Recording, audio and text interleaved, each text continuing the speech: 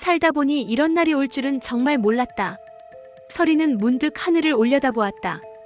먹구름 낀 날씨는 그녀의 마음을 그대로 반영하고 있는 듯했고 가슴 깊은 곳에서부터 천천히 그러나 분명히 올라오는 감정의 파동은 너무 오랜 시간 눌러왔던 것들이었다. 민수정. 그녀는 민두식의 딸이라는 틀을 벗어나 자신만의 능력으로 인정받고 싶었다. 마트 사업을 맡은 이후 누구보다 성실하게, 누구보다 열정적으로 일해온 시간들이 이제야 조금씩 결실을 보이고 있었다. 엑셀 시트를 넘기던 수정의 손끝이 미세하게 떨리고 있었지만 그것은 피로도 감정도 아닌 새로운 가능성에 대한 설렘 때문이었다. 좋아. 수익률이 이 정도면 다음 분기엔 더 큰 실험을 해볼 수 있겠군. 민두식 회장이 수정의 보고서를 내려놓으며 말했다. 그 말은 곧 그녀에게 더 큰 프로젝트를 맡기겠다는 의미였다. 눈빛 하나 손짓 하나 민두식은 모든 것을 판단하는 사람이다.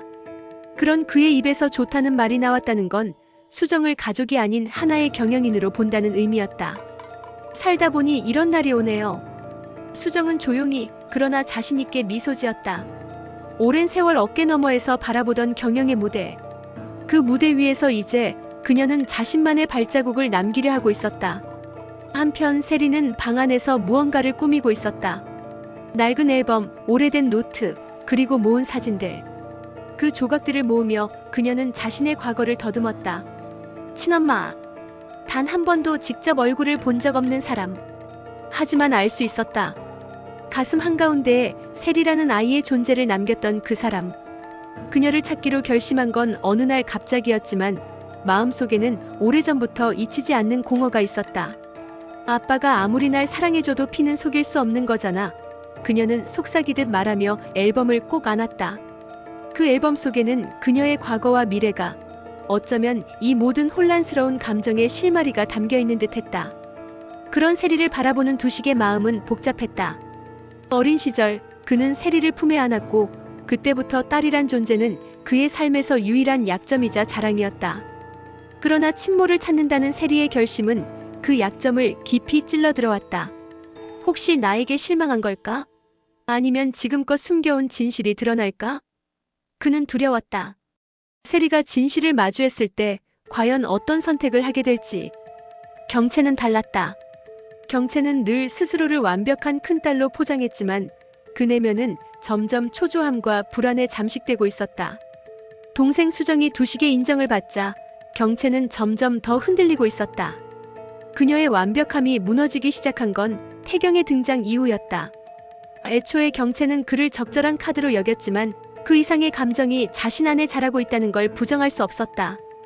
평생 혼자 사실 거 아니시면 지금이라도 마음에 드시는 분 만나시래도요. 어느 날 그녀는 두식에게 넌지시 말을 던졌다. 사실 그 말은 자신에게 던진 말이기도 했다. 하지만 그 말에 대한 두식의 반응은 차갑고도 명료했다. 넌 어쩔 거야? 동생은 이렇게 펄펄 날듯이 사업 잘하고 있는데 언니가 돼서 언제까지 빌빌댈 거냐? 그 말은 경채의 자존심을 건드렸다. 한 번도 부모에게서 듣지 못했던 말. 그 말이 그녀의 속을 뜨겁게 달구었고 결국 경채는 태경에게 따지듯 말했다. 문태경 본부장에게도 리스크가 있는데 그럴 리가 있겠어요? 그러나 그에 대한 대답은 더욱 불안한 가능성을 내포하고 있었다. 그 리스크를 충분히 감수할 만큼 절실한 다른 명분이 있다면? 그 순간 경채는 문태경이 단순한 본부장이 아니란 것을 직감했다. 그의 눈빛, 그의 말, 그리고 그가 서리를 바라보는 방식.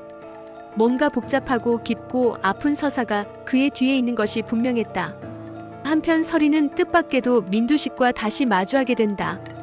그 만남은 우연이었고 예상치 못한 공간에서였지만 그 순간 두 사람 사이의 공기는 묘하게 긴장되었다. 두식은 서리를 보며 말없이 고개를 끄덕였고 서리는 차갑게 미소 지었다. 오래전의 악연이 아직도 둘 사이에 가시처럼 박혀있음을 서로가 알고 있었다. 그리고 그런 서리를 연숙은 여전히 지켜보고 있었다. 장연숙. 그녀는 미국 사교계의 데모였고 지금은 서리를 자신의 후계자로 삼으려는 여왕과도 같은 존재였다. 민두식은 누구든 의심하고 시험하고 곁을 안 주는 냉혈한이지 하지만 우리 루시아라면 민두식의 마음을 사로잡을 거야. 그 말은 서리에 대한 신뢰이자 일종의 사명선언이었다. 연숙은 서리가 루시아라는 이름으로 전혀 다른 삶을 살 수 있으리라 믿고 있었고 그것이 그녀의 지난 인생에 대한 보상이 되리라 확신하고 있었다. 그러나 서리는 여전히 갈등하고 있었다. 떠날 것인가 남을 것인가? 과거를 지우고 새 삶을 살 것인가? 아니면 진실을 마주하고 싸울 것인가? 그녀는 선택의 기로에 서 있었고 태경이라는 변수는 그녀의 결정을 더욱 복잡하게 만들었다. 태경은 여전히 진실을 추적하고 있었다. 그의 마음속엔 복수와 정의가 뒤섞여 있었고 그 갈등은 서리를 향한 감정과 부딪히며 더욱 복잡해지고 있었다. 경채는 점점 태경의 비밀에 다가가고 있었고 서리는 점점 진실에 가까워지고 있었다. 그리고 그 모든 이야기의 중심에서 민두식은 웃고 있었다. 우리나라 사람들 좀 감정적이야. 불쌍한 꼴 못 보잖아.